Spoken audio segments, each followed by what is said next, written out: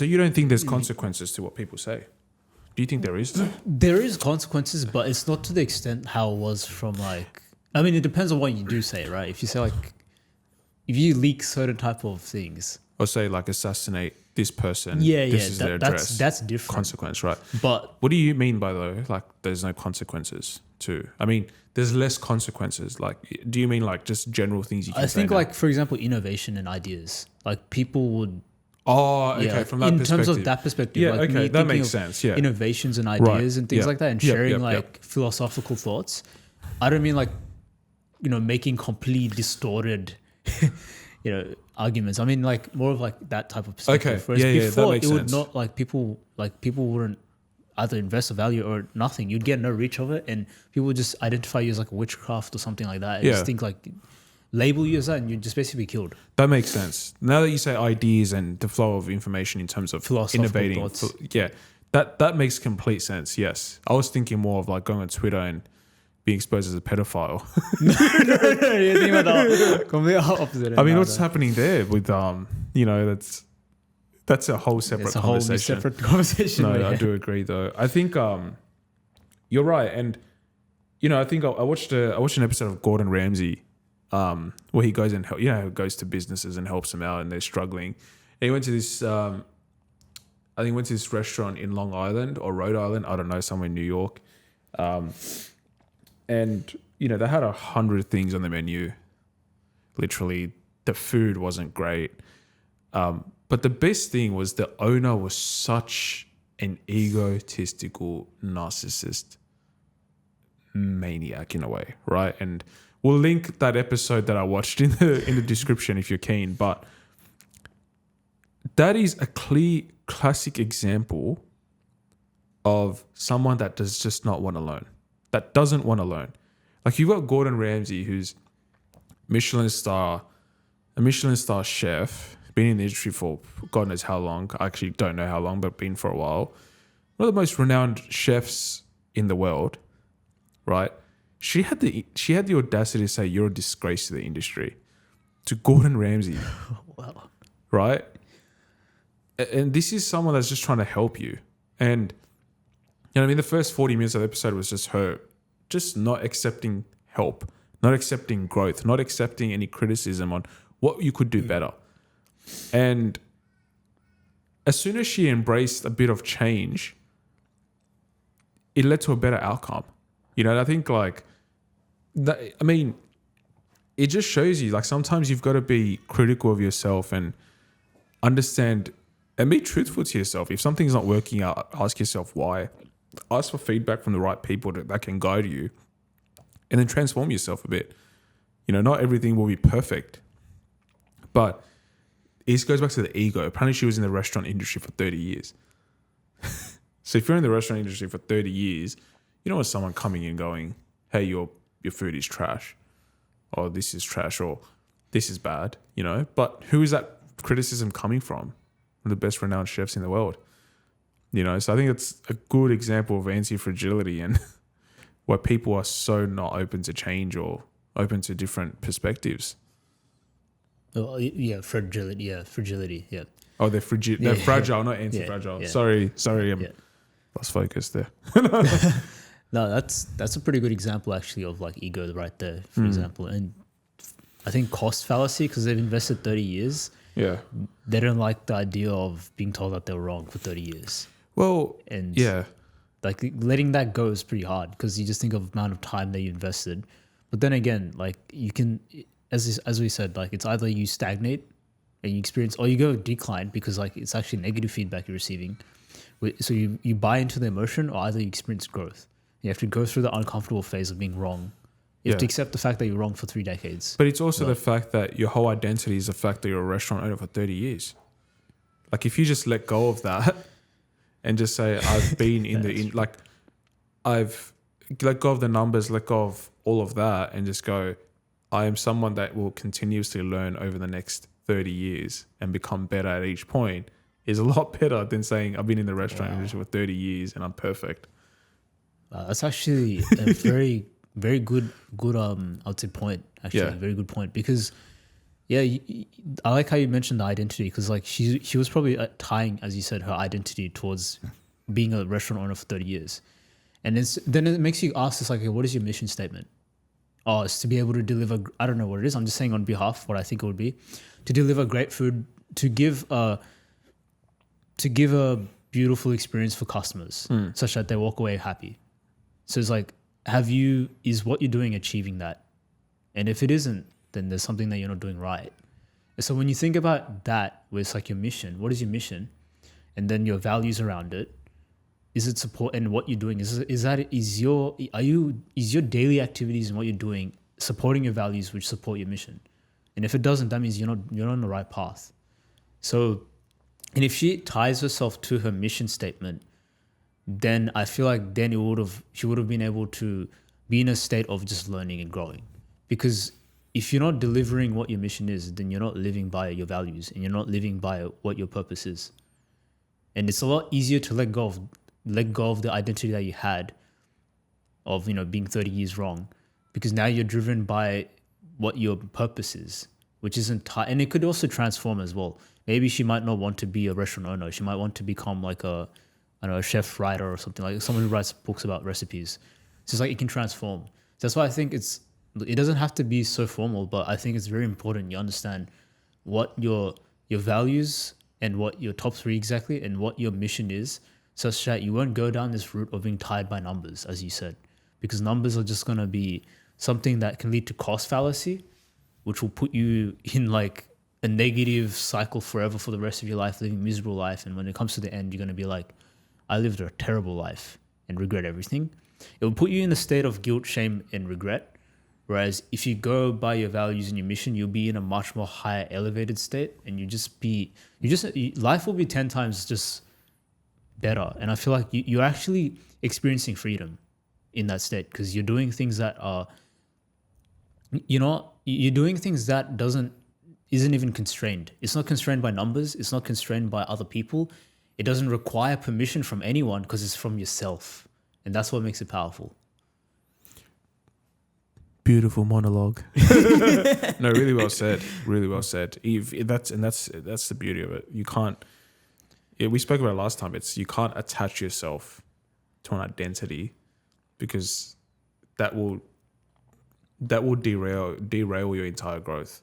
Whereas if you sort of attach yourself to a mission statement that's broad enough that it's achievable, but it allows you to meet that outcome in different ways, is a lot better. Yeah, like the way I like to think of the mission statement is it's more of like a North Star, right? The North Star is always going to be there. You can try getting close to it, but you never reach it. But you're at least realizing that it's there and it exists. And the reason why I say it's North Star is because, like, say you're in a ship, you're going navigation, you have goals and you have checkpoints to reach to get to whatever North Star is. It's like there's going to be moments where there's going to be waves crashing, right? Unexpected situations happen. And then the ship might capsize or something. And now you have to survive on a floaty. You might be stranded, who knows? But you have the North Star that is always going to be in the sky, so you know exactly where to get to. And the navigation might change, how you get there might change, but you know what what you're doing and why you're getting there. And that's always going to stay there regardless. So that's what I like to think about as. That's a really good point. Sort of deviating away from why people are fragile, and touching on that point, touching on a bit of things that have happened over the week. We've seen from a political standpoint, again, not a black swan event, but I think we spoke about something brewing. Joe Biden dropping out of the presidential race, but he's still the president. Don't know how that works, but okay. Essentially, his own party did a coup against him and instated a nominee that wasn't actually elected. So these are some very interesting times in our life right now. This is historical moments that, potential black swan events coming up, so that's one thing. But then you get this shock of, Mr. B, the Ava Tyson, all these things being exposed, and it just shows you how, like you've touched on it really well, like the multiply by zero, or we spoke about collaborative ascent in the previous episodes, where allowing people to build you up as you go, right, and using the people around you to help you get there. But I think we didn't speak about was how people can actually put you down and kick you off the top because of their conduct and how they conduct themselves at the top. So although getting up together as a group is important and having the right people, I mean, it goes back to like that idea, having the right people. If you don't have the right people, that journey up can be your biggest downfall as well. What do you think though is required to have the right people? Like, what do you base it off? Like, what is the basis? Well, it's hard. It's hard. I think from Mr. Beast's perspective, you can't screen everyone, and you can't. It's hard, especially when he's been your best friend and it's been a very big part of your life for a certain point, and that person supported you throughout the way. No one's condoning his actions or what he's done or what's happened, right? I think it goes to the idea though is letting go of that as a friend of that person that's been so important. And I mean, it's hard, it's not an easy thing to do. It's the right thing to do because, there's no excuse for that sort of behavior or whatever he's been accused of or what's happening there. But it's to find the right people. I think it goes back to different raises, like, high urgency, I mean, is again, it's hard to apply that in this scenario, but I don't think there's any perfect screening scenario. I think you've just got to build trust with the right people as well. Yeah, I mean, the way I see it, because I had this conversation with my friend as well, right, like another time. Okay. And we're just talking about like how the main thing about having the right people around you is your values. Again, comes down to this again. You got to have at least 2 or 3 values that align. Because you look at Mr. Beast, his values are so different. I mean, his name, was it Ava? Is that Ava Tyson? Yeah. She, her. Yeah. So the values she had 10 years ago versus now is so different. Okay. And with Mr. Beast, it's so different as well. Like, he wants growth because he wants to grow his channel and things like that. Their values don't align. Like, what she was 5 years ago, or was it 5 years? I don't know, 5 years ago, is so different to the person she's now. But there's like when you look at the videos, it feels a bit unnatural. It doesn't, when you watch the videos, it just doesn't feel like he's comfortable, to be honest, in that sense. Who's he? No, Mr. Beast. Oh, Mr. Beast. Yeah, like he feels a bit like Hey, I'll give it to you. You use the pronouns really well in that context. I'm not gonna lie. I'm talking about Mr. Beast. I'm actually. Oh right. No. But I'm just saying in general, like the way you've tiptoed and used the right pronouns for this. For her. Yeah, there's a bit of gymnastics going on here. No, well done. Well done. We can't get cancelled. We can't get cancelled. We've said, we referred to her as she. Yeah. Do you know what I mean? Yeah. Yeah, so gymnastics going on here. But the thing is, yeah, like the values are different. And that's why it just doesn't really work, the dynamic. And I think that's why, like, you have to make that decision, and it's very difficult, but you have to be honest with yourself. It's like, with my 3 values that I have, do at least 2 of these 3 values match with the people that I'm around? Because if they don't, I would say, affiliate, or if you don't have those values, you're not going to have a good time, and you're also not going to you're going to actually subconsciously spend less time with this person, to be honest, because your values, which you operate each day, doesn't align with this person. So it's almost like, so I think that's what that basing it off that is a bit important. Yeah. Look, I do agree, but I do think that if someone is messaging a minor, but they're focused on growing the business, it's hard because that's completely different. It's going to be different. I think that's what the accusations have been is misconduct with a minor, and this was probably done when she was younger, right? So.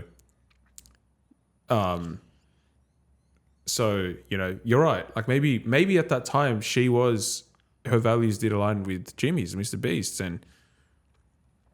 but she's taken advantage of the fact that maybe this all will be hush hush. But it fascinates me. Like, you're in Mr. Beast's crew. You're essentially looked after. You're sorted for life, right? Let's be honest. Like you're essentially sorted for life. You're with the biggest YouTuber in the world, collaborating. You're in his videos. You're networking with so many other different YouTubers, so many different people. Mr. Beast is a brand. It's become it'll be one of the biggest brands in the world because the way that guy thinks and the way he evolves is insane, right? And now he's just got that momentum behind him. And he's just going to grow. But, it's things like this that can really change that momentum now, and it's bad for is it bad for his branding? To an extent, yeah, it is. Like, it's not ideal.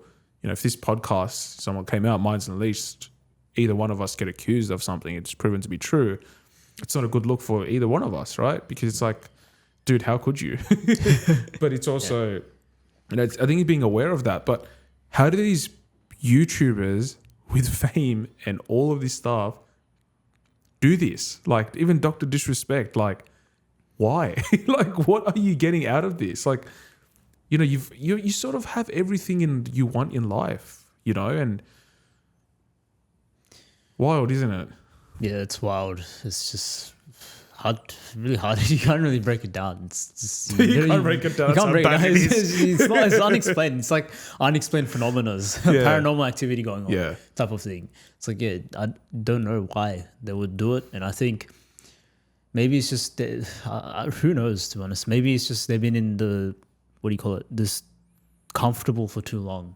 They haven't had any type of adversity or difficulty. And for some reason, they created this created chaos for themselves. Chaos. I don't know. Like, it's just so complicated. Because I feel like someone who's been through a difficult time wouldn't do those types of things or risk giving up those things that they've built up towards. Yeah. Because they understand the value of it. I think, as we said before, they understand the value of things through difficulty and struggle. So, yeah, it's very strange. It's strange. Her actions are now just reflecting the brand, her family as well. And it's just, it's something that you just can't comprehend. It's hard to comprehend. But you know what? That's what makes humans unique. Everyone does dumb things, and that's like the consequences. Those things are a bit too much. No, of course. Yeah. I know. Like, I mean, as in, I shouldn't define that as a dumb thing, but people do dumb things. Like, they just don't think, and the repercussions of it. But I mean, what goes to their mind? Is it the power that I'll get away with it, or is it the power of, you're not that influential where you can make things disappear, right? There's a lot of, you're not the next Epstein, let's be honest. Like, but yeah, it's just quite fascinating. It's just, this year has been absolutely insane, though. Like, do you agree? So far? Honestly, like, I don't know what it is, but it's just like the web, the public web is like now dark web sort of thing. There's like no blur between. There's no difference between them almost. So type what of have thing. you been visiting? What the hell? No, I'm just saying, like, it's like the stuff that we see and hear these days is just getting so ridiculous. Like, there's no difference between. I mean, like, this whole year is just cooked so far. Yeah, and it's gonna get probably even better or worse. When that election hits, that's gonna drive tensions. There is something coming. I don't know what it is. I can't put my finger to it, but you just know things aren't good right now. Yeah, can you control it? No, you can't really do much about it. But unless you're a Rothschild, but joking. But best to just I would say focus on yourself in that sense. Yeah, and be anti-fragile, right? Yeah. Not fragile. Anti-fragile. Well, embrace fragile parts of you, but become an anti-fragilistic person. Yes. Right, but become anti-fragile. Yeah. Thanks for adding more words to that. Well, you have to be aware of where you are fragile. Yeah, that is true. Because if you don't know where you are at fragile, you'll end up actually becoming, like, even though you might think you're anti-fragile, you're actually more of a fragile person because you haven't processed, you haven't really fixed up or processed the things that are still keeping you, like limiting beliefs, for example, that are keeping you from unleashing your potential. Well said. Any further points before we wrap up? I think, actually, before that, I do want to ask you one question. Go ahead. Which I don't know if it's going to cause another podcast, but go ahead. Based upon all that we've talked about, this is like more of an identity question. Who would you say you are? Like, if I say, who's Shiv? How would you describe yourself? Or like, would it be like, would you say you're the job you have, the money that you have, all that? Or would you say those things exist because you are Shiv? No, those things exist because I'm Shiv. I would say that. But to answer your question deeply, I've got to think very deeply. And I think I need time to really think about that. We can start off with that question in the next one. Yeah, I think so as well. We'll talk more about that in the next one. Yeah. Well, thanks for your time, Wasif. We've had a really good conversation.